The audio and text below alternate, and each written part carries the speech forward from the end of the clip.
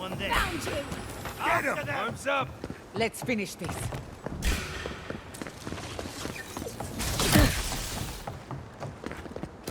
They're on your right!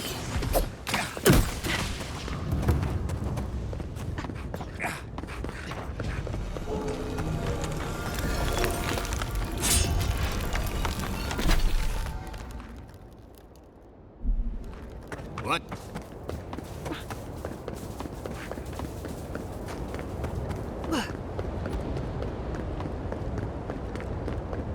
There you are! Envoy. Speak to me! So, you survived the garden. Did you come all this way just to try your luck again? To kill me more efficiently than last time?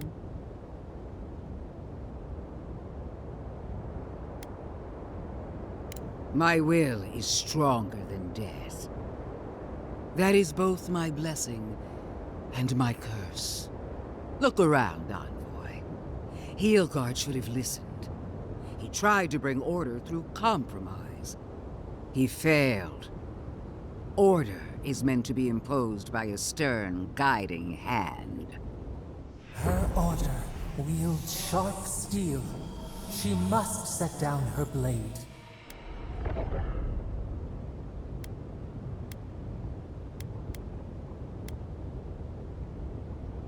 Well, well. Heelguard managed to do one thing right.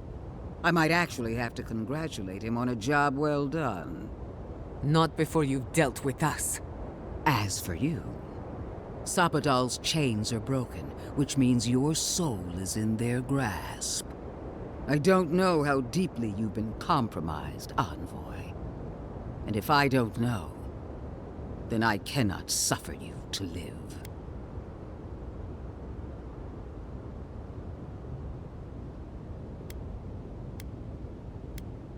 Judgment has been passed. Now comes the sentence. Steel yourself, Envoy. Make this a fight to remember, even in death.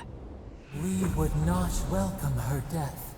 There is still ample shade for her beneath our tree.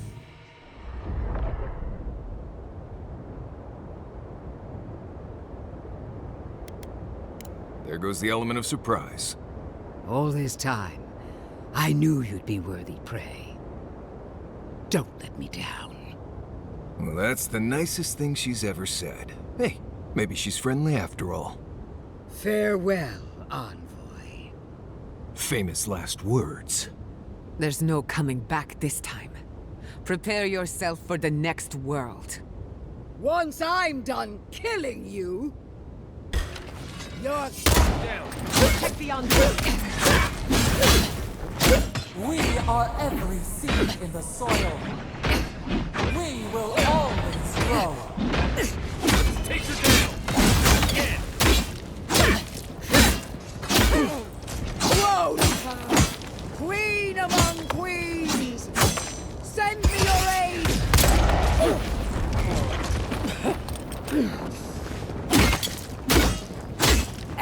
Worth an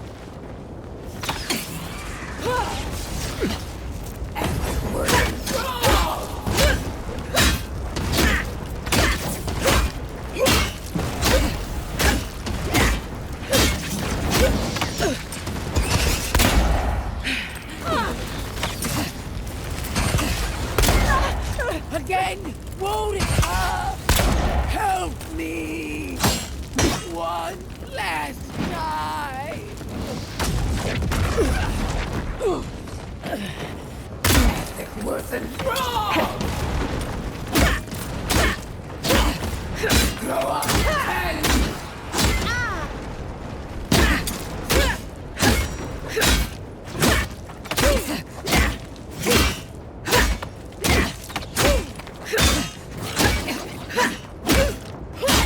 Worth and wrong!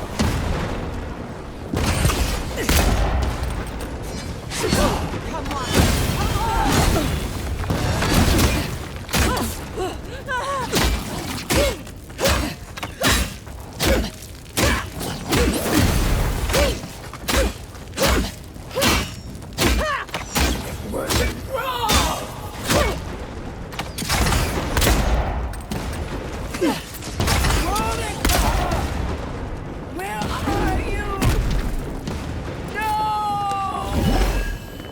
Don't abandon me now!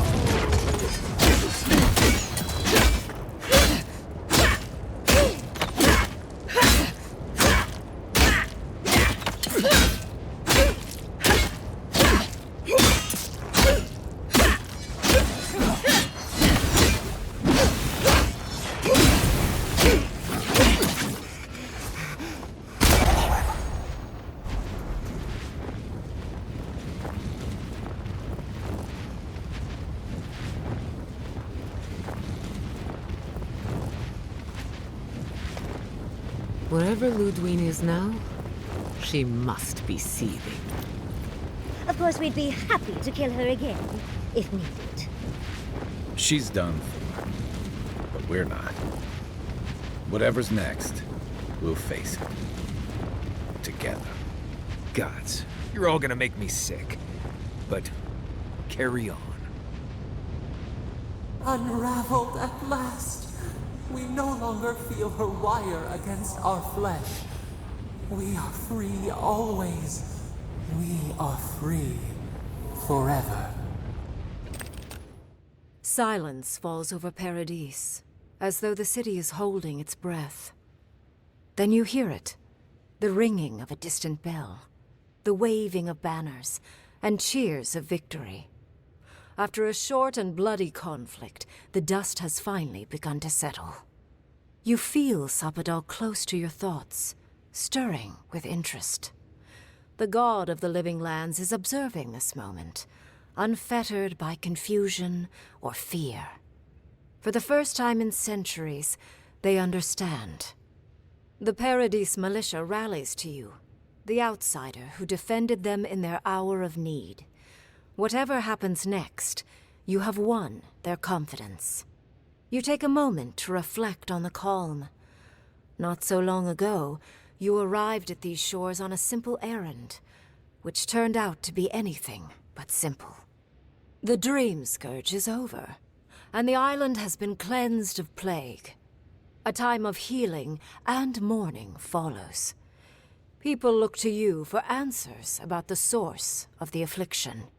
You tell them the truth, how the plague came from a power beyond mortal understanding, and how it is finally at peace. The Living Lands is now a colony of the Adiran Empire. New governments replace the old, and imperial law reigns over the frontier. An age of order and discipline is just over the horizon. The rebels of Paradis are not so fortunate. Over the years, more of their hidden sanctuaries are rooted out by the Emperor's soldiers. Until they have nowhere left to run, they flee or perish. The refugees of Emerald Stair resettle in Thirdborn, bringing their skills and research to aid the local community. What starts as an uneasy partnership blossoms into a bond of trust. Through shared adversity, they find common ground. The ashes of Fior Messiverno continue to smolder. Scavengers avoid the ruins, fearful of spirits unleashed by animancy gone awry. The once promising city is nothing but a cautionary tale. The people of Shatterscarp find themselves caught between two sides, with Adirans keeping rule over the colony, and Dream Thralls still stalking the hills.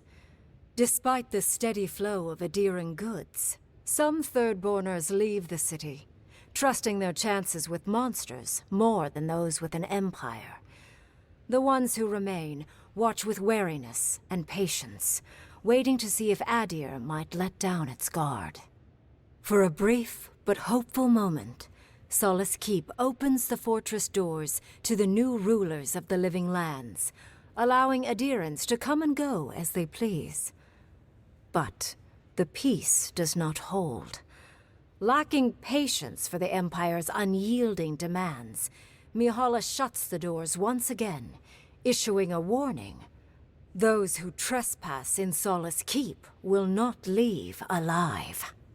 The adherents waste no time gathering their forces, for an example must be made. As the din of battle fades and the dust settles in Paradis, Kai finds himself alone again. He longs to enjoy the camaraderie that follows a skirmish, but something is missing. The songs ring hollow in his chest, and the drink lands dry in his throat. He packs what little he has and makes for the coast.